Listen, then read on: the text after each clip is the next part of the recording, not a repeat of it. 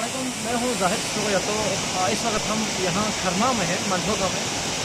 ये जो विंटर का सीज़न है, हम आपको दिखा रहे हैं कि खरमा आबशार जो कि मंठोका आबशार इंतहाई खूबसूरत जो नज़ारा पेश कर रहा है। दाएँ बाएँ साइड की तरफ जमे हुए हैं। अभी जो गर्मियों के सीज़न में यहाँ पे बहुत सारे टूरिस्ट आते हैं, विंटर सीज़न में यहाँ बहुत कम आते हैं। फिर भी ज़मीन पे बर्फ़बारी है, हम यहाँ पे आए हैं।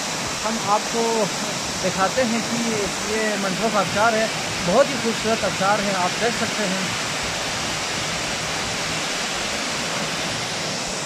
नाज़रीन, ये जो आबशार है ये खरमा में वाक़ है। इंतहाई खूबसूरत आबशार है मंठोका आबशार। देखो, आप देख सकते हैं, एक तरफ बर्फ़ आए हुए हैं, दूसरी तरफ ये आबशार इंतहाई खूबसूरत जो दिलकश नज़ारा पेश करते हैं। पहाड़ों के ऊपर जो सूरज की किरणें आप देख सकते हैं। आप भी आए, देखें विंटर सीज़न